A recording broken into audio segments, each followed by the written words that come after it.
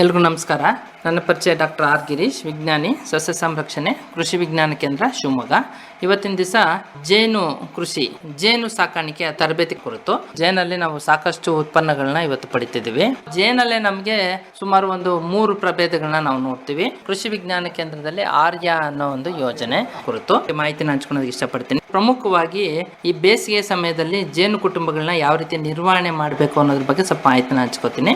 ಜೇನು ಸಾಕಾಣಿಕೆ ಇವತ್ತು ಒಂದು ಉಪಕಸಬಾಗಿ ಸಾಕಷ್ಟು ಜನ ಜೇನು ಕೃಷಿಕರು ಇವತ್ತು ಅದನ್ನ ಒಂದು ಉದ್ಯಮವಾಗಿ ಕೂಡ ಇವತ್ತು ನಡೆಸ್ತಿರುವಂತ ಒಂದು ಚಟುವಟಿಕೆ. ಸೊ ಇದನ್ನ ಒಂದ್ ಕಡೆ ಆದಾಯ ಚಟುವಟಿಕೆ ಅಂತಾನೂ ಕರಿತೀವಿ. ಜೊತೆಗೆ ಎಲ್ಲೋ ಒಂದ್ ಕಡೆ ಪರಿಸರದ ಪ್ರೇಮಿಗಳು ಇವತ್ತು ಜಾಸ್ತಿ ಜನ ಆಸಕ್ತಿಯಿಂದ ಮಾಡ್ತಿರೋದ್ರಿಂದ ಪರಾಗಸ್ಪರ್ಶಕ್ಕೆ ಮತ್ತೆ ಅದನ್ನ ಕುಟುಂಬಗಳನ್ನ ನಾವು ಮ್ಯಾನೇಜ್ ಮಾಡ್ಬೇಕು ಅನ್ನೋ ಉದ್ದೇಶಕ್ಕೆ ಸಾಕಷ್ಟು ಜನ ಇದನ್ನ ಆಸಕ್ತಿಯಿಂದನೂ ನಿರ್ವಹಣೆ ಮಾಡ್ತಿರುವಂತದ್ದು. ಈ ಜೇನು ಅಂತ ಬಂದಾಗ ನಾವು ಸಾಕಾಣಿಕೆ ಮಾಡ್ತಿರೋ ಪ್ರಭೇದ ಅಂತಂದ್ರೆ ತುಡುವೆ ಜೇನು ಅಥವಾ ಹುತ್ತದ ಜೇನು ಅಂತ ಕರಿತೀವಿ ನಾವು.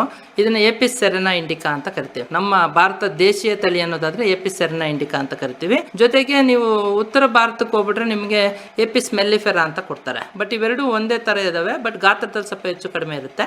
ಬಟ್ ಜನರಲ್ ಆಗಿ ಎಪಿಸ್ ಸೆರೆನಾ ಇಂಡಿಕಾ ನಾವು ಸಾಕಾಣಿಕೆ ಮಾಡ್ತಿರೋದು. ಏನು ನಾವು ಜೇನು ಪೆಟ್ಟಿಗೆಯಲ್ಲಿ ಇವತ್ತು ಜೇನು ಕುಟುಂಬಗಳನ್ನ ಸಾಕಣೆ ಮಾಡ್ತಿದ್ವಿ, ಅದನ್ನ ಎಪಿಸ್ ಸೆರೆನಾ ಇಂಡಿಕಾ ಅಂತ ಕರಿತೀವಿ. ಸೊ ಇದು ಗಾತ್ರದಲ್ಲಿ ಸಣ್ಣ ಹುಳ ಮತ್ತೆ ಯಾವುದೇ ರೀತಿ ತೊಂದರೆ ಇಲ್ದಂತಂದ್ರೆ ವರ್ಷಾನುಗಟ್ಲೆ ನಮ್ಮಲ್ಲಿದ್ದು ವರ್ಷಕ್ಕೆ ಸುಮಾರು 8 ರಿಂದ 12 kg ತುಪ್ಪನ ಕೊಡುವಂತ ಒಂದು ತಳಿ ಇದಾಗಿರುತ್ತೆ.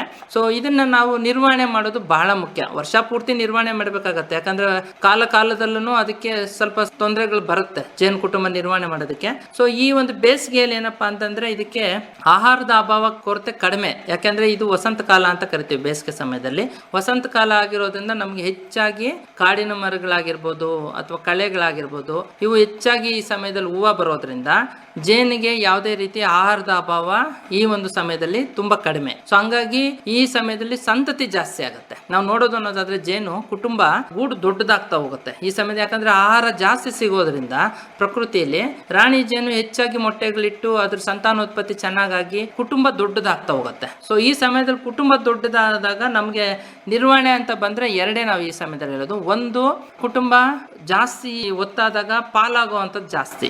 ಸೊ ಕುಟುಂಬ ಪಾಲಾಗೋದ್ರಿಂದ ವಿಂಗಡಣೆ ಆಗ್ತವೆ ಅಂತ ನಾವು ಹೇಳ್ತಿರ್ತೀವಿ. ಕಾಲನಿ ಡಿವೈಡಿಂಗ್ ಅಂತ ಕರಿತೀವಿ. ಸೊ ಈ ವಿಂಗಡಣೆ ಆಗೋದೇನಪ್ಪ ಅಂದ್ರೆ ಈ ಹಂತದಲ್ಲಿ ನಾವು ನೋಡ್ತೀವಿ. ಯಾಕಂದ್ರೆ ಈಗ ಹೆಚ್ಚಾಗಿ ನಮಗೆ ಗಂಡುಳುಗಳು ಬರ್ತವೆ, ಕುಟುಂಬ ದೊಡ್ಡದಾಗತ್ತೆ, ಪಾಲಾಗ್ತಿರ್ತವೆ. ಸೊ ಈ ಟೈಮಲ್ಲಿ ನಾವು ಬಿಟ್ಟರೆ ಕುಟುಂಬಗಳು ಪಾಲಾಗಿ ಪ್ರಕೃತಿಯಲ್ಲಿ ಹೋಗ್ತಿರ್ತವೆ. ಸೊ ಆ ನಂತರ ನಮ್ಮಲ್ಲಿ ಸಂತತಿ ಕಡಿಮೆ ಆಗೋದ್ರಿಂದ ಜೇನು ಕೃಷಿಕರು ಈ ಒಂದು ಲಾಭನ ಈ ಟೈಮಲ್ಲಿ ಪಡ್ಕೋಬಹುದು. ಅಂದ್ರೆ ಎಲ್ಲೋ ಒಂದ್ ಕಡೆ ಕುಟುಂಬಗಳನ್ನ ವಿಂಗಡಣೆ ಮಾಡಿಕೊಂಡು ನಾವು ಹೆಚ್ಚು ಕುಟುಂಬಗಳನ್ನ ನಮ್ಮಲ್ಲಿ ನಿರ್ವಹಣೆ ಮಾಡೋದಕ್ಕೆ ಸಹಕಾರಿ ಆಗ್ತಿರುತ್ತೆ. ಹಾಗಾಗಿ ಈ ಸಮಯದಲ್ಲಿ ಕುಟುಂಬಗಳನ್ನ ನೋಡಿಕೊಂಡು ರಾಣಿ ಕಣ್ಣುಗಳ ಏನು ಸೃಷ್ಟಿ ಆಗ್ತಿರ್ತಾವೆ ಕೆಳಗಡೆ, ಆ ರಾಣಿ ಕಣ್ಣುಗಳನ್ನ ನೋಡಿಕೊಂಡು ನಾವು ಕುಟುಂಬನ ಪಾಲ್ ಮಾಡ್ಕೊಂಡಾಗ ನಮಗೆ ಹೆಚ್ಚು ಒಂದು ಕುಟುಂಬಗಳು ಸಿಗುವಂತ ಒಂದು ಅವಕಾಶ ಈ ಒಂದು ಸಮಯದಲ್ಲಿ ಇರುತ್ತೆ. ಇನ್ನು ನಿರ್ವಹಣೆ ಅಂತ ಬಂದ್ರೆ ನಮ್ಗೆ ಒಂದು ಮೇಣಚಿಟ್ಟೆ ಕಾಟ. ಯಾಕಂದ್ರೆ ಜೇನಿಗೆ ಒಂದು ಶತ್ರು ಅಂತ ನೋಡೋದಾದ್ರೆ ನಮ್ಮ ಮೇಣಚಿಟ್ಟೆನೇ ಈಗ ಜಾಸ್ತಿ ನಮಗೆ ಸಮಸ್ಯೆ ಆಗ್ತಿರುವಂತದ್ದು. ಸೊ ಈ ಸಮಯದಲ್ಲಿ ಚೆನ್ನಾಗಿರುವಂತ ಕುಟುಂಬಗಳಲ್ಲಿ ಮೇಣಚಿಟ್ಟೆ ತೀವ್ರತೆ ಕಡಿಮೆ ಇರುತ್ತೆ. ಸ್ವಲ್ಪ ಕುಟುಂಬ ವೀಕ್ ಇತ್ತು, ನಾನು ಕುಟುಂಬ ಡಿವೈಡ್ ಮಾಡ್ಬಿಟ್ಟೆ ನನ್ಗೆ ಗೊತ್ತಾಗ್ಲಿಲ್ಲ ಅಂತ ಟೈಮಲ್ಲಿ ವೀಕ್ ಇರುವಂತ ಕುಟುಂಬಗಳಲ್ಲಿ ಈ ಮೇಣಚಿಟ್ಟೆ ಹಾವಳಿ ಬರುವಂತದ್ದು ಜಾಸ್ತಿ. ಅಂತ ಸಮಯದಲ್ಲಿ ನಾವು ಕುಟುಂಬನ ವೀಕ್ಷಣೆ ಮಾಡ್ಬೇಕು, ಮಾನಿಟರಿಂಗ್ ಅಂತ ಕರಿತೀವಿ. ಯಾಕಂದ್ರೆ ಜೇನು ಕೀಟ ಆಗಿರೋದ್ರಿಂದ ಯಾವುದೇ ರೀತಿ ಕೀಟನಾಶಕಗಳನ್ನ ನಾವು ಬಳಕೆ ಮಾಡೋಕ್ಕಾಗಲ್ಲ. ಸೊ ಎಲ್ಲೋ ಒಂದ್ ಕಡೆ ನಾವು ಅದನ್ನ ನಿರ್ವಹಣೆ ಮಾಡ್ಬೇಕಾಗತ್ತೆ. ಸೊ ಒಂದು ಅಂತಂದ್ರೆ ಹಂತವಾಗಿ ಒಂದು 15 ದಿವಸಕ್ಕೋ 20 ದಿವಸಕ್ಕೋ ನಾವು ಕುಟುಂಬನ ವೀಕ್ಷಣೆ ಮಾಡ್ಬೇಕು. ಈ ಸಮಯದಲ್ಲಿ ವೀಕ್ಷಣೆ ಮಾಡಿ ಆ ಒಂದು ಕುಟುಂಬಕ್ಕೆ ಮೇಣಚಿಟ್ಟೆ ಕಾಟ ಇದ್ರೆ ಅಂತ ಅರಿಗಳನ್ನ ನಾವು ಕ್ಲೀನ್ ಮಾಡಿ ಆ ಮೇಣಚಿಟ್ಟೆ ತೀವ್ರತೆನ ಕಡಿಮೆ ಮಾಡ್ಕೊಡುವಂತ ಕ್ರಿಯೆನ ನಾವು ಈ ಸಮಯದಲ್ಲಿ ಮಾಡ್ಬೇಕಾಗತ್ತೆ. ಎರಡನೇದಾಗಿ ಕುಟುಂಬ ಜಾಸ್ತಿ ಆಯ್ತು ಅಂತಂದಾಗ ಅದಕ್ಕೆ ಶಕೆ ಆಗ್ತವೆ. ಈ ಸಮಯದಲ್ಲಿ ಬಿಸಿಲು ಜಾಸ್ತಿ ಇರೋದ್ರಿಂದ ಪೆಟ್ಟಿಗೆಗಳನ್ನ ನಾವು ಆದಷ್ಟು ನೆರಳಿರುವಂತ ಪ್ರದೇಶಗಳಲ್ಲಿ ಇಡಬೇಕಾಗತ್ತೆ. ಯಾಕಂದ್ರೆ ನಾವು ಜೇನು ಪೆಟ್ಟಿಗೆಗಳನ್ನ ಹೆಚ್ಚಾಗಿ ನಾವು ಹೇಳೋದು ಯಾವತ್ತೂ ನೆರಳಿರುವಂತ ಜಾಗದಲ್ಲೇ ಜೇನು ಕುಟುಂಬಗಳನ್ನ ಇರಿಸಬೇಕು ಅಂತ ಹೇಳ್ತೀವಿ. ಸೊ ಹಂಗಾಗಿ ನೀವು ಪೆಟ್ಟಿಗೆಗಳನ್ನ ಇಡಬೇಕಾದ್ರೆ ತೋಟದಲ್ಲಿ ಅಥವಾ ನಾವು ಇರುವಂತ ಜಾಗದಲ್ಲಿ ಎಲ್ಲಿ ನಮ್ಗೆ ಹೆಚ್ಚು ನೆರಳಿರುತ್ತೋ ಅಂತ ಪ್ರದೇಶಗಳಲ್ಲಿ ಪೆಟ್ಟಿಗೆಗಳನ್ನ ನಾವು ಇಡಬೇಕಾಗತ್ತೆ. ಮೂರನೇದು ಸ್ವಲ್ಪ ಆದಷ್ಟು ವೆಂಟಿಲೇಷನ್. ಯಾಕಂದ್ರೆ ಶಕೆ ಜಾಸ್ತಿ ಇರೋದ್ರಿಂದ ಕುಟುಂಬ ಜಾಸ್ತಿ ಆದಾಗ ಅಲ್ಲಿ ಒಳಗಡೆ ಟೆಂಪರೇಚರ್ ಜಾಸ್ತಿ ವೇರಿಯೇಷನ್ ಆಗುತ್ತೆ. ಹಂಗಾಗಿ ಅವಕ್ಕೆ ವೆಂಟಿಲೇಷನ್ ಒಂದು ನಾವು ಮಾಡ್ಕೊಡ್ಬೇಕಾಗತ್ತೆ. ಸೊ ಎಲ್ಲೆಲ್ಲಿ ಅವಕಾಶ ಆಗುತ್ತೆ ಅಲ್ಲೆಲ್ಲ ಅದಕ್ಕೆ ಗಾಳಿ ಆಡೋದಕ್ಕೆ ಸಹಕರಿಸಿ ಸ್ವಲ್ಪ ಆದಷ್ಟು ನಾವು ಅದಕ್ಕೆ ವೆಂಟಿಲೇಷನ್ ಚೆನ್ನಾಗಿರುವಂತ ಜಾಗದಲ್ಲಿ ಕೊಡ್ಬೇಕಾಗತ್ತೆ. ಈ ಬೇಸಿಗೆ ಸಮಯದಲ್ಲಿ ಜೇನು ಕೃಷಿಕರಿಗೆ ಇದು ಒಂದು ದುಡಿಮೆಯ ಕಾಲ ಅಂತಾನೂ ಹೇಳ್ಬೋದು. ಯಾಕಂದ್ರೆ ಈ ಸಮಯದಲ್ಲಿ ನಾವು ಹೆಚ್ಚು ತುಪ್ಪನ ಕೂಡ ಶೇಖರಣೆ ಮಾಡ್ಬೋದು. ಕೌಶಲ್ಯ ಅಭಿವೃದ್ಧಿ ತರಬೇತಿ ಕಾರ್ಯಕ್ರಮ ಕುರಿತು. ಸೊ ಇದರಲ್ಲಿ ಪ್ರಮುಖವಾಗಿ ಜೇನು ಸಾಕಾಣಿಕೆ ಅಥವಾ ಜೇನು ಕೃಷಿ ಈ ಒಂದು ತರಬೇತಿ ಕಾರ್ಯಕ್ರಮಕ್ಕೆ ನಮ್ಮ ಕೃಷಿ ವಿಜ್ಞಾನ ಕೇಂದ್ರದಲ್ಲಿ ನಾವು ನಡೆಸ್ಕೊಡ್ತೀವಿ. ಸೊ ಪ್ರಮುಖವಾಗಿ ಈ ಇತ್ತೀಚಿನ ದಿವಸದಲ್ಲಿ ನಾವು ಹೆಚ್ಚು ರೈತರಿಗೆ ಆಸಕ್ತಿಯಿಂದ ಹೇಳ್ತಿರುವಂಥ ಉಪಕಸಬು ತರಬೇತಿ ಕಾರ್ಯಕ್ರಮ ಅಂತಂದ್ರೆ ಜೇನು ಸಾಕಾಣಿಕೆ. ಯಾಕಂದ್ರೆ ಎಲ್ಲೋ ಒಂದ್ ಕಡೆ ಪ್ರಕೃತಿಯಲ್ಲಿ ಜೀವ ವೈವಿಧ್ಯತೆ ಅಂತ ನೋಡಿದಾಗ ಜೇನುಗಳ ಪಾತ್ರ ಬಹಳ ಮುಖ್ಯವಾಗಿ ಮಾತಾಡ್ತಿರ್ತೀವಿ. ಯಾಕಂದ್ರೆ ಪರಾಗಸ್ಪರ್ಶ ಬೆಳೆಗಳಿಗೆ ಬೇಕಿವತ್ತು. ಸೊ ಹಂಗಾಗಿ ಎಲ್ಲೋ ಒಂದ್ ಕಡೆ ಬೆಳೆಗಳಲ್ಲಿ ಇಳುವರಿ ಕುಂಠಿತ ಆಗದಂಗೆ ನಮ್ಗೆ ಹೆಚ್ಚು ಇಳುವರಿ ಬರಬೇಕಾದ್ರೆ ಪರಾಗಸ್ಪರ್ಶ ನಡಿಬೇಕಾಗತ್ತೆ. ಹಂಗಾಗಿ ಜೇನು ಸಾಕಾಣಿಕೆ ತರಬೇತಿ ಕಾರ್ಯಕ್ರಮಗಳನ್ನ ಕೇಂದ್ರ ಸರ್ಕಾರದಿಂದನೂ ಮತ್ತೆ ರಾಜ್ಯ ಸರ್ಕಾರದಿಂದ ಎರಡು ಕಡೆಯಿಂದನೂ ನಾವು ಈ ಒಂದು ಜೇನು ಕೃಷಿ ತರಬೇತಿ ಕಾರ್ಯಕ್ರಮಗಳನ್ನ ನಡೆಸ್ಕೊಡ್ತಿರ್ತೀವಿ. ಅದ್ರ ಜೊತೆಗೆ ಪ್ರಮುಖವಾಗಿ ಹೇಳೋದಾದ್ರೆ ಇವತ್ತು ಸ್ವಉದ್ಯೋಗ ಯುವಕರಿಗೆ, ಎಸ್ಪೆಷಲಿ ಯೂತ್ಸ್, ರೂರಲ್ ಯೂತ್ಸ್ ಅಂತ ನಾವೇನ್ ಕರಿತೀರಿ, ಅವ್ರಿಗೆ ಗ್ರಾಮೀಣ ಮಟ್ಟದಲ್ಲೇ ಎಲ್ಲೋ ಒಂದ್ ಕಡೆ ಒಂದು ಸ್ವಉದ್ಯೋಗ ಅಥವಾ ಎಂಟರ್ಪ್ರಿನರ್ಶಿಪ್ ಪ್ರೋಗ್ರಾಮ್ ಅಂತ ನಾವೇನ್ ಕರಿತೀವಿ, ಈ ಒಂದು ಕೌಶಲ್ಯ ಆಧಾರಿತ ತರಬೇತಿ ಕಾರ್ಯಕ್ರಮಗಳನ್ನ ತೋರಿಸ್ಕೊಳ್ಳೋದಕ್ಕೋಸ್ಕರ ಯೂತ್ಸ್ಗೆ ಈ ಒಂದು ತರಬೇತಿ ಕಾರ್ಯಕ್ರಮಗಳನ್ನ ಕೃಷಿ ವಿಜ್ಞಾನ ಕೇಂದ್ರದಲ್ಲಿ ಕೊಡ್ತೀವಿ. ಸೊ ಇದರಲ್ಲಿ ಪ್ರಮುಖವಾಗಿ ನಾವು ಮೊದಲನೇದಾಗಿ ಹೇಳ್ದಾಗೆ ಒಂದು ದಿವಸದ ಅರಿವು ತರಬೇತಿ ಕಾರ್ಯಕ್ರಮ ಕೊಡ್ತೀವಿ. ಇದು ಆಸಕ್ತಿ ಇರುವಂತವ್ರಿಗೆ ಜೇನು ಸಾಕಾಣಿಕೆ ಮಾಡಬೇಕು, ಅದ್ರ ಬಗ್ಗೆ ಸ್ವಲ್ಪ ಮಾಹಿತಿ ಬೇಕು ನಮ್ಗೆ ಅನ್ನೋರ್ಗೆ ನಾವು ಒಂದು ದಿವಸದ್ದು ಮಾಹಿತಿ ತರಬೇತಿ ಕಾರ್ಯಕ್ರಮ ಅಥವಾ ಅರಿವು ತರಬೇತಿ ಕಾರ್ಯಕ್ರಮ ಅಂತ ಮಾಡ್ತೀವಿ. ಇದಕ್ಕೆ ಯಾವುದೇ ರೀತಿ ಏಜ್ ರಿಸ್ಟ್ರಿಕ್ಷನ್ ಇರಲ್ಲ. 18 ವರ್ಷ ದಾಟಿರೋರಿಂದ ಹಿಡಿದು 80-90 ವರ್ಷದ ಆಸಕ್ತಿ ಇರುವಂತ ಏಜ್ ಆಗಿರುವಂತ ಕೃಷಿಕರು ಕೂಡ ಈ ಒಂದು ತರಬೇತಿಗೆ ಅವಕಾಶ ಇರುತ್ತೆ. ಸೊ ಆಸಕ್ತಿ ಇರೋರು ಬಂದು ಈ ಒಂದು ತರಬೇತಿ ಕಾರ್ಯಕ್ರಮದಲ್ಲಿ ಭಾಗವಹಿಸಬಹುದು. ಇನ್ನೂ ಒಂದು ಅಂತಂದ್ರೆ ಕೌಶಲ್ಯ ಅಭಿವೃದ್ಧಿ ತರಬೇತಿ ಕಾರ್ಯಕ್ರಮ ಅಂತೀವಿ, ಸ್ಕಿಲ್ ಟ್ರೈನಿಂಗ್ಸ್ ಅಂತ ಕರಿತೀವಿ. ಈ ಸ್ಕಿಲ್ ಟ್ರೈನಿಂಗ್ಸ್ ಏನಪ್ಪಾ ಅಂದ್ರೆ 3 ದಿವಸದಿಂದ 7 ದಿವಸ ಮತ್ತೆ ಕೆಲವು ಸತಿ ಸ್ಕಿಲ್ ಕೌನ್ಸಿಲ್ ಇಂಡಿಯಾ ಅಂತ, ಅಗ್ರಿಕಲ್ಚರ್ ಸ್ಕಿಲ್ ಕೌನ್ಸಿಲ್ ಇಂಡಿಯಾ ಅಂತಾನು ಕರಿತೀವಿ. ಸೊ ಅವ್ರ ಕಡೆಯಿಂದ ತರಬೇತಿ ಮಾಡಿದಾಗ ನಾವು 25 ದಿವಸದ ತರಬೇತಿ ಕಾರ್ಯಕ್ರಮ ಕೂಡ ಜೇನು ಸಾಕಾಣಿಕೆಯಲ್ಲಿ ಮಾಡ್ತೀವಿ. ಸೊ ಈ ಒಂದು ತರಬೇತಿ ಕಾರ್ಯಕ್ರಮ ಮೂಲ ಉದ್ದೇಶ ಏನಪ್ಪಾ ಅಂದ್ರೆ ಯುವಕರಿಗೆ, ಎಸ್ಪೆಷಲಿ ಗ್ರಾಮೀಣ ಮಟ್ಟದಲ್ಲಿ ಇರುವಂತಹ ಯುವಕರಿಗೆ ಕೃಷಿಯಲ್ಲಿ ಆದಾಯ ಚಟುವಟಿಕೆಯನ್ನ ತೋರಿಸ್ಕೊಡ್ಬೇಕು, ಜೊತೆಗೆ ಅವ್ರಿಗೆ ಒಂದು ಉದ್ಯೋಗ ಅವಕಾಶ ಕಲ್ಪಿಸ್ಕೊಡ್ಬೇಕು ಅನ್ನೋ ಉದ್ದೇಶಕ್ಕೆ ಈ ಒಂದು ಸ್ಕಿಲ್ ಇಂಡಿಯಾ ಅಥವಾ ಸ್ಕಿಲ್ ಟ್ರೈನಿಂಗ್ ಪ್ರೋಗ್ರಾಮ್ಸ್ ಮಾಡ್ತೀವಿ. ಸೊ ಇದಕ್ಕೂ ನಾವು ಆಸಕ್ತಿ ಇರುವಂತ ಯುವಕರು, ಏಜ್ ರಿಸ್ಟ್ರಿಕ್ಷನ್ ಇರುತ್ತೆ, 18ರಿಂದ 35 ವರ್ಷದೊಳಗಿರುವಂತ ಯುವಗೆ ಅವಕಾಶ ಇರುತ್ತೆ ಈ ಒಂದು ತರಬೇತಿ ಕಾರ್ಯಕ್ರಮಕ್ಕೆ ಭಾಗವಹಿಸೋದಕ್ಕೆ. ಈ ಒಂದು ತರಬೇತಿ ಕಾರ್ಯಕ್ರಮದಲ್ಲಿ ಕೃಷಿ ವಿಜ್ಞಾನ ಕೇಂದ್ರಕ್ಕೆ ನೀವು ಭೇಟಿ ಕೊಟ್ಟು ನಿಮ್ಮ ಹೆಸರನ್ನ ನೋಂದಾಯಿಸಿ, ಯಾವ ಸಮಯದಲ್ಲಿ ತರಬೇತಿಗಳು ನಡೀತಿರುತ್ತೆ ಅಂತ ಸಮಯದಲ್ಲಿ ಭಾಗವಹಿಸಿ ನೀವು ಒಂದು ಈ ತರಬೇತಿನ ಉಪಯೋಗ ಪಡ್ಕೋಬಹುದು ಅಂತ ಹೇಳ್ತಾ, ಮುಂದಿನ ದಿವಸಗಳಲ್ಲಿ ಆಸಕ್ತಿ ಇರುವಂತವ್ರು ನೀವು ಕೃಷಿ ವಿಜ್ಞಾನ ಕೇಂದ್ರ ಶಿವಮೊಗ್ಗಕ್ಕೆ ಭೇಟಿ ಕೊಟ್ಟು ಹೆಸರನ್ನ ನೋಂದಾಯಿಸಬಹುದು. ಅಥವಾ ನನ್ನ ದೂರವಾಣಿ ಸಂಖ್ಯೆಗೂ ನೀವು ಫೋನ್ ಮಾಡಿ ನಿಮ್ಮ ಹೆಸರನ್ನ ನೋಂದಾಯಿಸಬಹುದು. ಅವಕಾಶ ಇದ್ದ ಸಮಯದಲ್ಲಿ ನಾವೇ ನಿಮಗೆ ಪುನಃ ಫೋನಿಂದ ಮುಖಾಂತರ ನಿಮಗೆ ತಿಳಿಸಿ ಆ ಒಂದು ತರಬೇತಿ ಕಾರ್ಯಕ್ರಮದಲ್ಲಿ ಭಾಗವಹಿಸೋದಕ್ಕೆ ತಿಳಿಸ್ತಿರ್ತೀವಿ. ಜೇನು ಕೃಷಿ ಅಂತ ಬಂದ್ರೆ ನಾವು ಹೆಚ್ಚಾಗಿ ತುಪ್ಪ ಅಂತಾನೆ ಮಾತಾಡ್ತಿರ್ತೀವಿ. ಬಟ್ ಅದು ಹೊರತುಪಡಿಸಿ ಜೇನಲ್ಲಿ ನಾವು ಸಾಕಷ್ಟು ಉತ್ಪನ್ನಗಳನ್ನ ಇವತ್ತು ಪಡಿತಿದ್ದೀವಿ. ಮೊದಲಿಂದ ಅಂತ ನೋಡೋದಾದ್ರೆ ಜೇನು ತುಪ್ಪ ಪ್ರಾಮುಖ್ಯತೆಯಲ್ಲಿರುವಂಥದ್ದು. ಸೊ ಹಂಗಾಗಿ ಜೇನು ತುಪ್ಪ ಅದರದ್ದೇ ಆದಂಥ ಪ್ರಾಮುಖ್ಯತೆ ನಮ್ಮ ಹಿಸ್ಟ್ರಿ ತೆಗೆದು ನೋಡಿದ್ರೆ ಸುಮಾರು ವರ್ಷಗಳಿಂದನೂ ಜೇನುತುಪ್ಪ ನಾವು ಬಳಕೆ ಮಾಡ್ತಾ ಇದೀವಿ. ಅದರದೇ ಆದಂತ ಆಯುರ್ವೇದಿಕ್ ಗುಣ ಇದೆ. ಜೊತೆಗೆ ಇವತ್ತು ಮನೆಯಲ್ಲಿ ಏನೇ ಒಂದು ಶುಭ ಕಾರ್ಯ ಆದ್ರೆ ಜೇನು ತುಪ್ಪನ ಬಳಕೆ ಮಾಡೋದು ಒಂದು ಹವ್ಯಾಸ. ಬೇರೆ ಉತ್ಪನ್ನಗಳು ಅಂತ ನೋಡಿದಾಗ ಜೇನಲ್ಲಿ ನಮ್ಗೆ ಒಂದು ಹೆಚ್ಚಾಗಿ ಪಡೆಯುವಂತದ್ದು ಮೇಣ. ಸೊ ಒಂದು ಜೇನು ಮೇಣ ಅಂತ ಕರಿತೀವಿ, ಬಿ ವ್ಯಾಕ್ಸ್ ಅಂತಾನೆ ಕರಿತೀವಿ. ಈ ಜೇನು ಮೇಣ ಮೊದಲು ಹೆಚ್ಚಾಗಿ ನಾವು ಪೇಂಟ್ಸ್, ವಾರ್ನಿಷಸ್ ಎಲ್ಲಾ ಕಡೆನೂ ಬಳಕೆ ಮಾಡ್ತಾ ಇದ್ವಿ, ಕ್ಯಾಂಡಲ್ಸ್ ಮಾಡ್ತಾ ಇದ್ರು. ಸೊ ಈ ರೀತಿ ನಾವು ಬಳಕೆ ಮಾಡ್ಕೊಂಡು ಪದಾರ್ಥಗಳನ್ನ ಉಪಯೋಗ ಮಾಡ್ತಿದ್ವಿ. ಬಟ್ ಜೇನು ಮೇಣ ನಮ್ಗೆ ಅರಿಗಳು ಏಜ್ ಆದಂಗೆ ಅವನ್ನ ತೆಗೆದು ನಾವು ಇವತ್ತು ಸಂಸ್ಕರಣೆ ಮಾಡಿ ಜೇನು ಮೇಣನ ಎಕ್ಸ್ಟ್ರಾಕ್ಟ್ ಮಾಡಿ ಇವತ್ತು ಮಾರ್ಕೆಟ್ ಜೇನು ಸೊಸೈಟಿಗಳು ಎಲ್ಲಿದಾವೆ ಅಂತ ಕಡೆ ಎಲ್ಲ ಅದನ್ನ ವಾಪಸ್ ಬೈಬ್ಯಾಕ್ ತಗೋತಾರೆ. ಸೊ 1 kg ಜೇನು ಮೇಣಕ್ಕೆ ನಮ್ಗೆ ಇವತ್ತು ಸುಮಾರು 600 ರೂಪಾಯಿ ಅಷ್ಟು ಬೆಲೆ ಇದೆ. ಸೊ ಹಂಗಾಗಿ ನಾವು ಕುಟುಂಬಗಳ ನಿರ್ವಹಣೆ ಮಾಡೋದ್ರಲ್ಲಿ ತುಪ್ಪ ತೆಗೆಯೋದ್ರ ಜೊತೆಗೆ ಜೇನು ಮೇಣನ್ ಕೂಡ ನಾವು ಎಕ್ಸ್ಟ್ರಾಕ್ಟ್ ಮಾಡ್ಕೋಬಹುದಾಗತ್ತೆ. ಎರಡನೇದಾಗಿ ಇವತ್ತು ಪರಾಗ. ಸೊ ಯಾಕಂದ್ರೆ ಬೆಳೆಗಳಲ್ಲಿ ಪರಾಗಸ್ಪರ್ಶ ಒಂದ್ ಕಡೆ ಹೇಳ್ತೀವಿ, ಬಟ್ ಪರಾಗನೂ ಶೇಖರಣೆ ಮಾಡುತ್ತೆ. ಜೇನುಳ ಅಂತ ನೀವು ನೋಡಿದ್ರೆ ಜೇನುಳ ತನ್ನ ಮರಿಗಳಿಗೆ ತಿನ್ನಿಸಿ ಬೆಳವಣಿಗೆ ಮಾಡಿಸೋದಕ್ಕೆ ಜೇನು ತುಪ್ಪದ ಜೊತೆಗೆ ಮಿಶ್ರಣ ಮಾಡಕ್ಕೆ ಪರಾಗನ ಕೂಡ ಶೇಖರಣೆ ಮಾಡುತ್ತೆ. ಈ ಜೇನು ಪರಾಗನ ಪ್ರಪೋಲಿಸ್ ಅಂತ ಕರಿತೀವಿ ನಾವು ಇಂಗ್ಲಿಷ್ ಅಲ್ಲಿ. ಅದನ್ನ ಇವತ್ತು ದೊಡ್ಡ ದೊಡ್ಡ ಸೂಪರ್ ಮಾರ್ಕೆಟ್ ಗಳಲ್ಲಿ ಹೋದ್ರೆ ನಿಮಗೆ 100 ಗ್ರಾಮ್ 200 ಗ್ರಾಮ್ ಡಬ್ಬಗಳಲ್ಲಿ ಪ್ರಪೋಲಿಸ್ ಅಂತಾನೆ ಇವತ್ತು ಮಾರ್ಕೆಟ್ ಮಾಡ್ತಿರುವಂತದನ್ನ ನಾವು ನೋಡ್ತೀವಿ. ಈ ಪರಾಗ ಏನಪ್ಪಾ ಅಂದ್ರೆ ಬೆಳೆಗಳಲ್ಲಿ ಹೆಚ್ಚಾಗಿ ಪ್ರೋಟೀನ್ ಅಂಶ ಇರುವಂತ ಒಂದು ಪದಾರ್ಥ. ಸೊ ಎಲ್ಲೋ ಒಂದ್ ಕಡೆ ಮಕ್ಕಳಿಗೆ ಪ್ರೋಟೀನ್ ಏನ್ ಇವತ್ತು ನಾವು ಮಾತಾಡ್ತೀವಿ, ಪ್ರೋಟೀನ್ಸ್, ವಿಟಮಿನ್ಸ್, ಬೆಳವಣಿಗೆಗೆ ಬೇಕಾಗಿರುವಂತ ಅಂಶಗಳೇನಿದಾವೆ ಅದನ್ನ ಇದು ಪರಾಗದಲ್ಲಿ ಹೆಚ್ಚಾಗಿ ಸಿಗತ್ತೆ ಅನ್ನೋ ಉದ್ದೇಶಕ್ಕೆ ಇವತ್ತು ಇವತ್ತು ಪ್ರೊಪೋಲಿಸ್ ಅನ್ನು ಕೂಡ ನಾವು ಶೇಖರಣೆ ಮಾಡ್ತೀವಿ. ಅಂದ್ರೆ ಜೇನು ಏನು ತಂದು ಗೂಡಿಗೆ ಶೇಖರಣೆ ಮಾಡುತ್ತೆ ಆ ಒಂದು ಪರಾಗನ ನಾವು ಕಲೆಕ್ಟ್ ಮಾಡಿ ಅದನ್ನ ಒಣಗಿಸಿ ಇವತ್ತು ಬಾಟ್ಲಲ್ಲಿ ಪ್ಯಾಕ್ ಮಾಡಿ ಇವತ್ತು ಪ್ರೊಪೋಲಿಸ್ನ ಮಾರಾಟ ಮಾಡ್ತಿರುವಂಥದ್ದು. ಹಾಗಾಗಿ ಜೇನು ಪರಾಗನು ಇವತ್ತು ಮಾರುಕಟ್ಟೆಯಲ್ಲಿ ಮಾರಾಟ ಮಾಡೋದಕ್ಕೆ ಅವಕಾಶ ಇರುವಂತ ಒಂದು ಪದಾರ್ಥ. ಇನ್ನು ಹೊರತುಪಡಿಸಿದ್ರೆ ಜೇನು ರಾಯಲ್ ಜೆಲ್ಲಿ ಅಂತ ಕರಿತೀವಿ, ರಾಜಶಾಹಿ ರಸ ಅಂತ ಕರಿತೀವಿ. ಸೊ ರಾಯಲ್ ಜೆಲ್ಲಿನ ರಾಜಶಾಹಿ ರಸ ಅಂತ ಕರಿತೀವಿ. ಇದು ಹೆಚ್ಚಾಗಿ ನಾವು ಎಲ್ಲಿ ನೋಡ್ತೀವಿ ಅಂತಂದ್ರೆ ಕಣ್ಣುಗಳಲ್ಲಿ ನೋಡ್ತೀವಿ. ಸೊ ಮರಿ ಹುಳುಗಳಿಗೆ ನಾವು ಹಾಲು ಹುಳ ಅಂತ ಕರಿತೀವಿ. ಜನರಲ್ ಆಡು ಭಾಷೆ ಅಂತ ನೋಡೋದಾದ್ರೆ ಆ ಜೇನು ಅರಿನ ತಗೊಂಡಾಗ ಒಳಗಡೆ ಮರಿ ಹುಳ ಅದ್ರ ಜೊತೆಗೆ ಹಾಲುನು ಇರುತ್ತೆ. ಆ ಹಾಲು ಏನಿರುತ್ತೆ ಆ ಪ್ರಾರಂಭದಲ್ಲಿ ನಮ್ಗೆ 1 ದಿವಸ 2 ದಿವಸ ಆ ಬಿಳಿ ಹಾಲು ಏನಿರುತ್ತೆ ಅದನ್ನ ರಾಜಶಾಹಿ ರಸ ಅಂತ ಕರಿತೀವಿ. ಹೆಚ್ಚಾಗಿ ನಮ್ಗೆ ಅದು ಬೆಳವಣಿಗೆಗೆ ಎಸ್ಪೆಷಲಿ ಎಲ್ಲಿ ಉಪಯೋಗ ಜಾಸ್ತಿ ಅಂತ ಹೇಳ್ತೀವಿ ಅಂದ್ರೆ ಮಕ್ಕಳಿಗೆ IQ ಡೆವಲಪ್ಮೆಂಟ್ಗೆ ಅಂತ ಹೇಳ್ತೀವಿ. ಯಾಕೆಂದ್ರೆ ಇವತ್ತು ರಾಜಶಾಹಿ ರಸಕ್ಕೆ ಅದರಲ್ಲಿ ಇರುವಂತ ಅಂಶನ ನೋಡೋದಾದ್ರೆ ಬ್ರೈನ್ ಡೆವಲಪ್ಮೆಂಟ್ ಪ್ರೋಸೆಸ್ಗೆ ರಾಜಶಾಹಿ ರಸ ತುಂಬಾ ಹೆಲ್ಪ್ ಆಗುತ್ತೆ. ಹಂಗಾಗಿ ಜೇನು ಕೃಷಿಕರು ಈ ರಾಜಶಾಹಿ ರಸನ ಕೂಡ ಇವತ್ತು ಕಲೆಕ್ಟ್ ಮಾಡಿ ಸ್ವಲ್ಪ ಮಟ್ಟಿಗೆ ಮಾರಾಟ ಮಾಡ್ತಾರೆ. ಸೊ ಅದನ್ನ ಜೇನು ಕೃಷಿಕರು ನಮ್ಮಲ್ಲಿ ಪೆಟ್ಟಿಗೆ ಇದ್ರೆ ನೇರವಾಗಿ ಮಕ್ಕಳಿಗೆ ಅದನ್ನ ತಿನ್ನಿಸ್ಕೊಡ್ಬೋದು. ಆ ತಿನ್ನಿಸ್ಕೊಡೋದ್ರಿಂದ ಮಕ್ಕಳಿಗೆ IQ ಡೆವಲಪ್ಮೆಂಟ್ ಬ್ರೈನ್ ಡೆವಲಪ್ಮೆಂಟ್ಗೆ ಸಹಕಾರಿಯಾಗೋದ್ರಿಂದ ಇವತ್ತು ರಾಜಶಾಹಿ ರಸ ಕೂಡ ಅದರದೇ ಆದಂತ ಒಂದು ಬೆಲೆ ಇರುವಂತ ಒಂದು ಮಾರುಕಟ್ಟೆಯಲ್ಲಿ.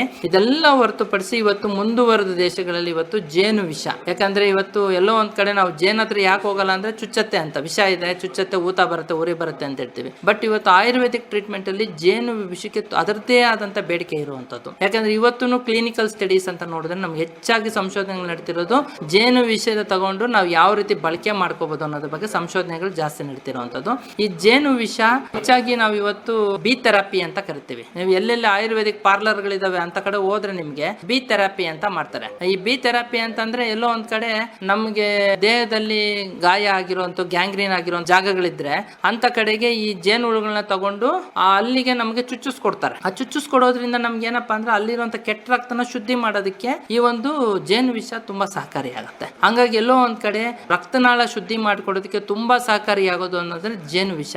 ಹಂಗಾಗಿ ಎಲ್ಲೋ ಒಂದ್ ಕಡೆ ನಾವು ರೈತರಿಗೆ ಅಥವಾ ಜೇನು ಕೃಷಿಕರಿಗೆ ಹೇಳೋದೇನಪ್ಪಾ ಅಂದ್ರೆ ಚೆನ್ನಾಗಿರೋ ಮನುಷ್ಯನು 6 ತಿಂಗಳಿಗೆ ಅಥವಾ 1 ವರ್ಷದಲ್ಲಾದ್ರೂ ಒಂದ್ಸತಿ ಅದು ಜೇನು ಹುಳ ಅಥವಾ ಚುಚ್ಚಿಸ್ಕೊಳ್ಳಿ ಅಂತ ಹೇಳ್ತೀವಿ. ಯಾಕಂದ್ರೆ ಒಂದ್ಸತಿ ಚುಚ್ಚಿಸ್ಕೊಂಡ್ರೆ ಆ ವಿಷ ನಮ್ ದೇಹದೊಳಗೆ ಹೋಯ್ತಂದ್ರೆ ನಮ್ ರಕ್ತನಾಳ ಶುದ್ಧಿ ಆಗುತ್ತೆ. ಹಂಗಾಗಿ ಯಾವುದೇ ರೀತಿ ಹಾರ್ಟ್ ಪ್ರಾಬ್ಲಮ್ಸ್ ಅಥವಾ ಬ್ಲಾಕೇಜಸ್, ನಾವೇನ್ ಸರ್ಕ್ಯುಲೇಟರಿ ಸಿಸ್ಟಮ್ ಅಂತ ನಾವೇನ್ ಕರಿತೀವಿ, ಈ ಬ್ಲಾಕೇಜಸ್ ನೆಲ್ಲ ಶುದ್ಧಿ ಮಾಡೋದಕ್ಕೂ ಸಹಕಾರಿ ಆಗ್ತಿರುತ್ತೆ. ಹಂಗಾಗಿ ಜೇನು ವಿಷ ಇವತ್ತು ಅದರದೇ ಆದಂತ ಬೆಲೆ ಪಡ್ಕೊಂಡಿದೆ. ಆ ಜೇನು ವಿಷನ ತಗೊಂಡು ಇವತ್ತು ಕಾಸ್ಮೆಟಿಕ್ಸ್ ಮಾಡ್ತಿದ್ದಾರೆ. ಆ ಕಾಸ್ಮೆಟಿಕ್ಸ್ ಅಲ್ಲಿ ಎಸ್ಪೆಷಲಿ ಫೇಶಿಯಲ್ ಕ್ರೀಮ್ಸ್, ಇವತ್ತೇನ್ ಮಖಕ್ಕೆ ಬೇರೆ ಲವ್ಲಿ ಅಂತವೆಲ್ಲ ಬಳಕೆ ಮಾಡ್ತೀವಿ.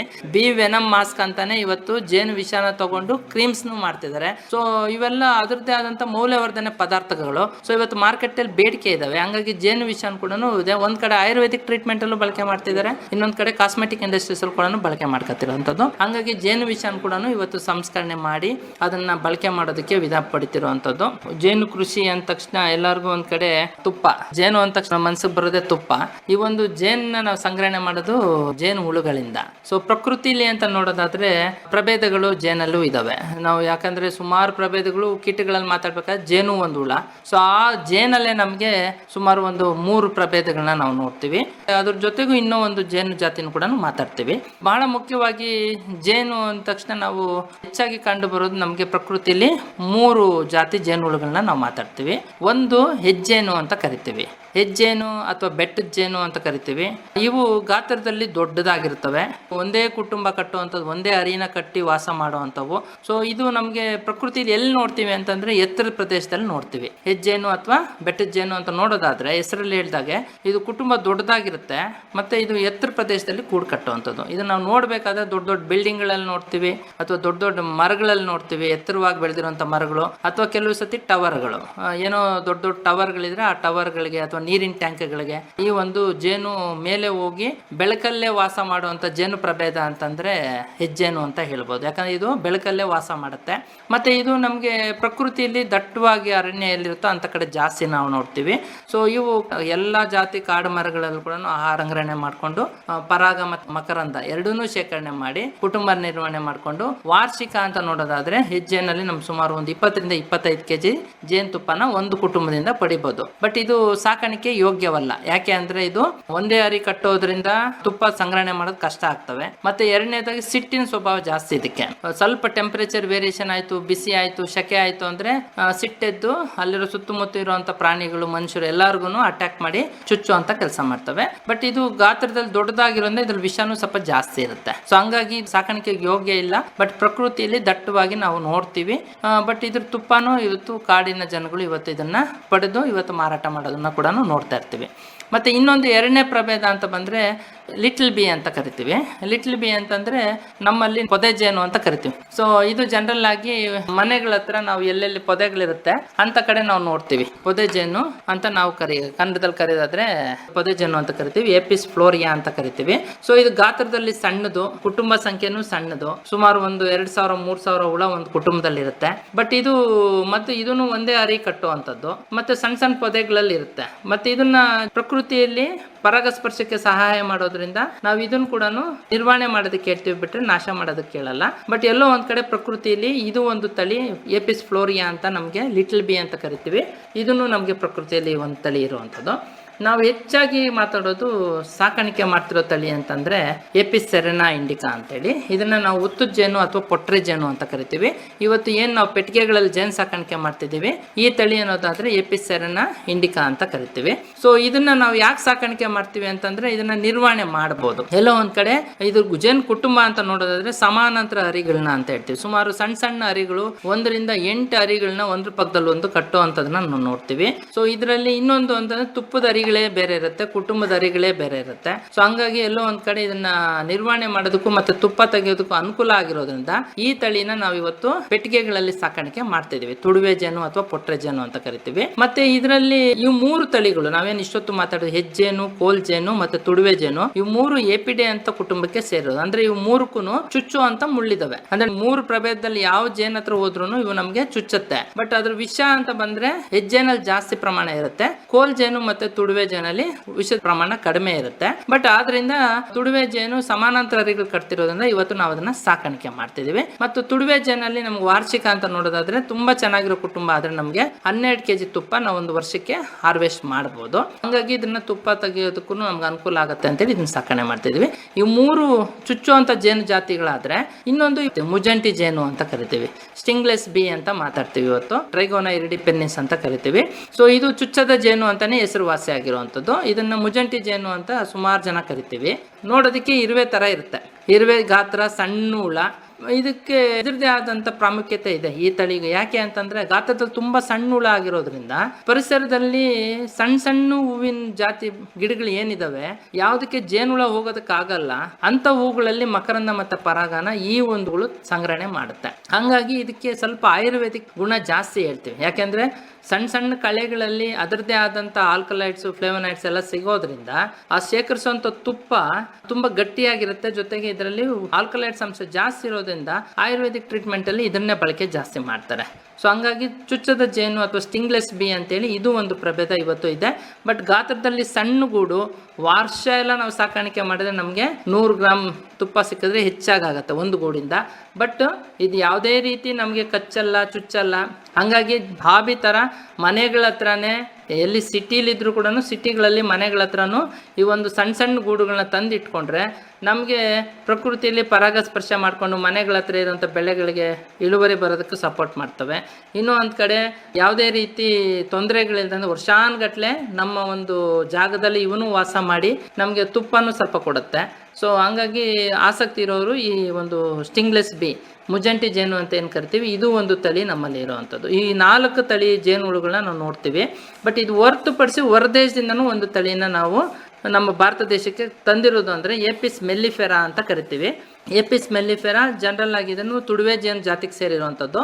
ಬಟ್ ಇದು ಹೊರದೇಶದಿಂದ ಯಾಕೆ ತಂದಿದ್ದೀವಿ ಅಂತಂದರೆ ಇದರಲ್ಲಿ ಸ್ವಲ್ಪ ತುಪ್ಪ ಶೇಖರಣೆ ಜಾಸ್ತಿ. ವಾರ್ಷಿಕ ನಾವು ನೋಡಿದ್ರೆ ನಮ್ಮ ತುಡುವೆ ಜೇನು 12 kg ತುಪ್ಪ ಕೊಟ್ಟರೆ ಏಪಿಸ್ ಮೆಲ್ಲಿಫೆರಾ 18-20 kg ತುಪ್ಪ ನಾವು ವರ್ಷಕ್ಕೆ ಪಡಿಬೋದಾಗಿರುತ್ತೆ. ಹಾಗಾಗಿ ಎಲ್ಲೋ ಒಂದು ಕಡೆ ತುಪ್ಪ ಜಾಸ್ತಿ ಸಂಗ್ರಹಣೆ ಮಾಡುತ್ತೆ ಅನ್ನೋ ಉದ್ದೇಶಕ್ಕೆ ಒಂದು ಆದಾಯ ಚಟುವಟಿಕೆಯಾಗಿ ನಮಗೆ ಪರಾಗಸ್ಪರ್ಶಕ್ಕೂ ಸಪೋರ್ಟ್ ಆಗುತ್ತೆ ಅಂತೇಳಿ ಹೊರದೇಶದಿಂದ ನಮ್ಮ ಒಂದು ಭಾರತ ದೇಶಕ್ಕೆ ಇಂಪೋರ್ಟ್ ಮಾಡಿ ಈ ಒಂದು ಪ್ರಭೇದನ ಕೂಡ ಸಾಕಣೆ ಮಾಡ್ತಾರೆ. ಬಟ್ ಇದನ್ನು ಹೆಚ್ಚಾಗಿ ನಾವು ಕಂಡು ಬರೋದು ಉತ್ತರ ಭಾರತದಲ್ಲಿ. ನಮ್ಮ ದಕ್ಷಿಣ ಭಾರತದಲ್ಲಿ ಇದರದ್ದು ವಾಸಸ್ಥಳ ಅಷ್ಟು ಯೋಗ್ಯವಾಗಿರೋದ್ರಿಂದ ಈ ಒಂದು ಹುಳುಗಳ ಸಂಖ್ಯೆ ನಮ್ಮಲ್ಲಿ ಕಡಿಮೆ. ಬಟ್ ನೀವು ಉತ್ತರ ಭಾರತಕ್ಕೆ ಅಂತ ಹೋದರೆ ನಿಮಗೆ ಏಪಿಸ್ ಮೆಲ್ಲಿಫೆರಾ ತಳಿ ಹೆಚ್ಚಾಗಿ ನೋಡ್ಬೋದು. ಈ ರೀತಿ 4 ಜೇನು ಪ್ರಭೇದಗಳು ನಾವು ನೋಡ್ತಿರ್ತೀವಿ. ಇವತ್ತು ಪ್ರಮುಖವಾಗಿ ಕೌಶಲ್ಯಾಭಿವೃದ್ಧಿ ತರಬೇತಿ ಕಾರ್ಯಕ್ರಮಗಳು ಅದ್ರ ಬಗ್ಗೆ ಮಾಹಿತಿ ಕೊಡ್ತಾ ಒಂದು ಅಂತಂದ್ರೆ ಕೃಷಿ ವಿಜ್ಞಾನ ಕೇಂದ್ರದಲ್ಲಿ ಆರ್ಯ ಅನ್ನೋ ಒಂದು ಯೋಜನೆ. ಈ ಆರ್ಯ ಅಂತಂದ್ರೆ ARYA attracting and retaining youths in agriculture ಅಂತ. ಎಲ್ಲೋ ಒಂದು ಕಡೆ ಇವತ್ತು ಸಾಕಷ್ಟು ಜನ ನಾವು ಹಳ್ಳಿಗಳನ್ನ ಬಿಟ್ಟು ನಗರಗಳಿಗೆ ಹೋಗ್ತಾ ಇದ್ದೀವಿ. ಅದಕ್ಕೆ ಮೂಲ ಕಾರಣ ಏನಪ್ಪ ಅಂತಂದರೆ ವರ್ಷ ಪೂರ್ತಿ ಕೆಲಸ ಇರಲ್ಲ, ಮತ್ತು ಕೆಲವರು ಮಳೆ ಆಶ್ರಿತ ಬೆಳೆಗಳಷ್ಟೇ ಬೆಳೆಯುವಂಥದ್ದು, ವರ್ಷ ಪೂರ್ತಿ ನಮ್ಗೆ ಬೇರೆ ಮಾಡೋ ಕೆಲಸ ಇರಲ್ಲ, ಮತ್ತು ನಿರುದ್ಯೋಗ ಜಾಸ್ತಿ ಆಗ್ತಿರುವಂಥದ್ದು.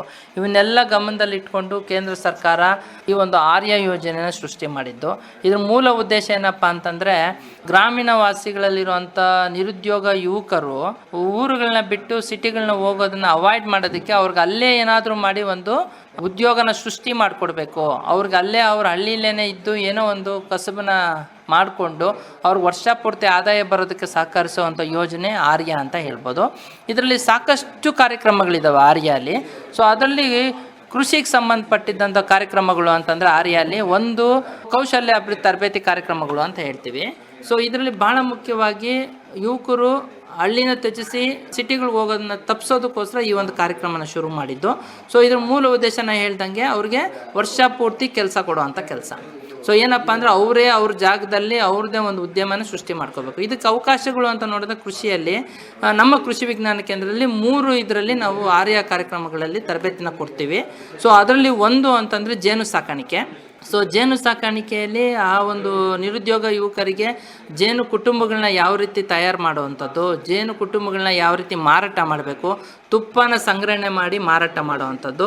ಸೊ ಈ ರೀತಿ ಜೇನು ಕುಟುಂಬಗಳನ್ನ ಯಾವ ರೀತಿ ನಾವು ಒಂದು ಉಪಕಸಬಾಗಿ ಡೆವಲಪ್ ಮಾಡಿಕೊಂಡು ಅವ್ರಿಗೆ ವರ್ಷ ಪೂರ್ತಿ ಆದಾಯ ಕೊಡುವಂಥ ಚಟುವಟಿಕೆಯನ್ನು ಮಾಡೋದಕ್ಕೆ ಜೇನು ಸಾಕಾಣಿಕೆ ತರಬೇತಿ ಕಾರ್ಯಕ್ರಮ ಒಂದು ಆರ್ಯಲ್ಲಿ ಮಾಡ್ತೀವಿ. ಇದ್ರ ಜೊತೆಗೆ ನರ್ಸರಿ ಅಂದರೆ ಈ ನರ್ಸರಿನೂ ಒಂದು ಉದ್ಯಮ ಚಟುವಟಿಕೆ ಆಗಿರೋಂಥ ಯುವಕರಿಗೆ ನಮ್ಮ ಪ್ರದೇಶದಲ್ಲಿ ಯಾವ ಬೆಳೆಗಳಿಗೆ ಹೆಚ್ಚಾಗಿ ಬೇಡಿಕೆ ಇರುತ್ತೋ ಅಂಥ ಬೆಳೆಗಳಿಗೆ ಜೊತೆಗೆ ವಿದೇಶ ತಳಿಗಳ ಬೆಳೆಗಳೇನಿದ್ದಾವೆ ಅವನ್ನ ಗುಣಮಟ್ಟದ ಸಸಿಗಳನ್ನ ತಯಾರು ಮಾಡಿ ರೈತರಿಗೆ ಒದಗಿಸೋದಕ್ಕೋಸ್ಕರ ನಾವು ನರ್ಸರಿನ ಒಂದು ಉದ್ಯಮವಾಗಿ ಯುವಕರಿಗೆ ತರಬೇತಿನ ಕೊಡೋದನ್ನು ಆರ್ಯ ಯೋಜನೆಯಲ್ಲಿ ರೂಪಿಸ್ಕೊಂಡಿರುವಂಥದ್ದು. ಅದ್ರ ಜೊತೆಗೆ ಇವತ್ತು ನಮ್ಮಲ್ಲಿ ಕೆಲವು ಉದಾಹರಣೆಗೆ ಅಡಿಕೆ ಕೊಯ್ಲು ಬಂದಾಗ ನಮಗೆ ಗೊನೆಗಾರರೇ ಇಲ್ಲ. ಇವತ್ತು ಒಂದು ಕಡೆ ಗೊನೆ ಕುಯ್ಯೋದಕ್ಕೆ ಇವತ್ತು ಜನ ಸಿಗಲ್ಲ, ಇನ್ನೊಂದು ಕಡೆ ತೆಂಗು ಅಂತ ಬಂದರೆ ತೆಂಗಿನ ಮರ ಹತ್ತೋರು ಇಲ್ಲ ಇವತ್ತು. ಸೊ ಅವ್ರಿಗೂ ತೆಂಗಿನ ಮರ ಹತ್ತೋ ಮೆಷಿನ್ಗಳಿದ್ದಾವೆ ಇವತ್ತು. ಸೊ ತೆಂಗಿನ ಮರ ಹತ್ತಿ ಕಾಯಿನ ಕೆಡಿಸೋ ಅಂಥದ್ದು, ಅಡಿಕೆ ಮರ ಗೊನೆ ಕುಯ್ಯಿ ಕೊಡುವಂಥವು, ಇವನ್ನು ಕೌಶಲ್ಯ ಅಭಿವೃದ್ಧಿ ತರಬೇತಿ ಕಾರ್ಯಕ್ರಮದಲ್ಲಿ ಈ ಯುವಕರಿಗೆ ಒಂದು ಉದ್ಯೋಗ ಸೃಷ್ಟಿಸೋಕೆ. ಯಾಕೆಂದರೆ ಇವತ್ತು ಒಂದು ತೆಂಗಿನ ಮರ ಹತ್ತಿಳಿಬೇಕಾದ್ರೆ 50 ರೂಪಾಯಿ ತಗೋತಾರೆ ತೆಂಗಿನ ಮರ ಹತ್ತು ಕುಯ್ಯೋರು. ಅವ್ರಿಗೆ ಒಂದು ಉದ್ಯೋಗ ಸೃಷ್ಟಿ ಮಾಡೋದಕ್ಕೋಸ್ಕರ ಮೆಷಿನ್ ತೊಗೊಂಡು ತೆಂಗಿನ ಮರ ಹತ್ತಿ ಕೆಡು ಕೊಡೋದಕ್ಕೆ ಇವತ್ತು ಅದನ್ನು ಸ್ಕಿಲ್ ಟ್ರೈನಿಂಗಲ್ಲಿ ನಮ್ಮ ಕೃಷಿ ವಿಜ್ಞಾನ ಕೇಂದ್ರದಲ್ಲಿ ಈ ಒಂದು ತರಬೇತಿ ಕಾರ್ಯಕ್ರಮಗಳನ್ನ ಆರ್ಯ ಯೋಜನೆಯಲ್ಲಿ ನಾವು ಮಾಡ್ತಿರ್ತೀವಿ. ಸೊ ಇದು ಜನರಲ್ ಆಗಿ 3 ದಿವಸ, 5 ದಿವಸ, 7 ದಿವಸ, 15 ದಿವಸ ತರಬೇತಿ ಕಾರ್ಯಕ್ರಮಗಳು ನಮ್ಮಲ್ಲಿ ಮಾಡ್ತೀವಿ. ಆ ಒಂದು ತರಬೇತಿ ಕಾರ್ಯಕ್ರಮಗಳ ಅವಕಾಶಗಳನ್ನ ನೋಡಿಕೊಂಡು ನಾವು ನೋಂದಾಯಿತ ರೈತರಿಗೆ ಅಥವಾ ಯುವಕರಿಗೆ, ಭಾಳ ಮುಖ್ಯವಾಗಿ ಇದು youths attracting and retaining youths in agriculture ಕಾರ್ಯಕ್ರಮ ಆಗಿರೋದ್ರಿಂದ 18 ವರ್ಷದಿಂದ 35 ವರ್ಷದ ಒಳಗಿರುವಂಥ ಯೂತ್ಸ್ ಏನಿರ್ತಾರೆ ಗ್ರಾಮೀಣ ಪ್ರದೇಶದಲ್ಲಿ ಅಂಥವ್ರಿಗೆ ಈ ಒಂದು ತರಬೇತಿ ಕಾರ್ಯಕ್ರಮಗಳನ್ನ ಆಯೋಜನೆ ಮಾಡಿಕೊಂಡು ಅವಕಾಶ ಬಂದಾಗ ಯಾವ್ಯಾವುದರಲ್ಲಿ ಜೇನು ಸಾಕಾಣಿಕೆ ಆಗಿರ್ಬೋದು, ನರ್ಸರಿ ಉದ್ಯಮ ಆಗಿರ್ಬೋದು, ಅಥವಾ ತೆಂಗಿನ ಮರ ಹತ್ತೋ ತರಬೇತಿ ಕಾರ್ಯಕ್ರಮಗಳಾಗಿರ್ಬೋದು, ಅಡಿಕೆ ಕೊನೆ ಕುಯ್ಯುವಂಥ ತರಬೇತಿ ಕಾರ್ಯಕ್ರಮ, ಇಂಥ ತರಬೇತಿ ಕಾರ್ಯಕ್ರಮಗಳನ್ನ ಅವ್ರನ್ನ ಬಳಸ್ಕೊಂಡು ಅವ್ರಿಗೆ ಒಂದು ಸ್ಕಿಲ್ಸ್ನ ಹೇಳ್ಕೊಟ್ಟು ಮುಂದಿನ ದಿವಸಗಳಲ್ಲಿ ಅವರು ಒಳ್ಳೆ ಉದ್ಯಮಿದಾರರಾಗಿ ಹೊರಹೊಮ್ಮಬೇಕು ಅನ್ನೋ ಆಶಯದಿಂದ ಈ ಒಂದು ತರಬೇತಿ ಕಾರ್ಯಕ್ರಮನ ಕೇಂದ್ರ ಸರ್ಕಾರದಿಂದ ಆಯೋಜನೆಗೊಂಡು ಈ ಒಂದು ಕೃಷಿ ವಿಜ್ಞಾನ ಕೇಂದ್ರಗಳಲ್ಲಿ ನಡೆಸ್ಕೊಡ್ತಿರ್ತೀವಿ. ಹೆಚ್ಚಿನ ಮಾಹಿತಿಗಾಗಿ ನೀವು ಕೃಷಿ ವಿಜ್ಞಾನ ಕೇಂದ್ರ ಶಿವಮೊಗ್ಗಕ್ಕೆ ಭೇಟಿ ಕೊಟ್ಟು ಮಾಹಿತಿನ ಪಡ್ಕೋಬೋದು, ಅಥವಾ ಈ ದೂರವಾಣಿ ಸಂಖ್ಯೆಗೂ ನೀವು ಫೋನ್ ಮಾಡಿ ಈ ಒಂದು ಮಾಹಿತಿನ ಪಡ್ಕೋಬೋದು. ದೂರವಾಣಿ ಸಂಖ್ಯೆ 9739916660. ಧನ್ಯವಾದ. ರೈತ ಬಾಂಧವರೇ ಹಾಗೂ ಕೇಳುಗರೆ, ಪ್ರತಿದಿನ ಸಂಜೆ 6:50ಕ್ಕೆ ಮೂಡಿಬರುವ ಕೃಷಿ ರಂಗ ಕಿಸಾನ್ವಾಣಿ ಕಾರ್ಯಕ್ರಮ ಭದ್ರಾವತಿ ಕೇಂದ್ರದಿಂದ ಯಾವ ರೀತಿಯಾಗಿ ಮೂಡಿ ಬರ್ತಾ ಇದೆ, ಮತ್ತು ಈ ಕಾರ್ಯಕ್ರಮದ ಕುರಿತು ನಿಮ್ಮ ಅನಿಸಿಕೆ, ಅಭಿಪ್ರಾಯ, ಸಲಹೆ, ಸೂಚನೆ ಏನಾದರೂ ಇದ್ದಲ್ಲಿ ನಮ್ಮ ವಾಟ್ಸಪ್ ನಂಬರಿಗೆ ಇದನ್ನು ನೀವು ಬರೆದು ತಿಳಿಸಬಹುದು. ನೀವು ಬರೆದು ಕಳಿಸಿದ ಮಾಹಿತಿಯನ್ನು ಅದೇ ಕಾರ್ಯಕ್ರಮದಲ್ಲಿ ಪ್ರಸಾರ ಮಾಡಲಾಗುವುದು. ನಮ್ಮ ವಾಟ್ಸಪ್ ಸಂಖ್ಯೆ ಹೀಗಿದೆ: 9481572600. ಇನ್ನೊಮ್ಮೆ ಕೇಳಿ: 9481572600.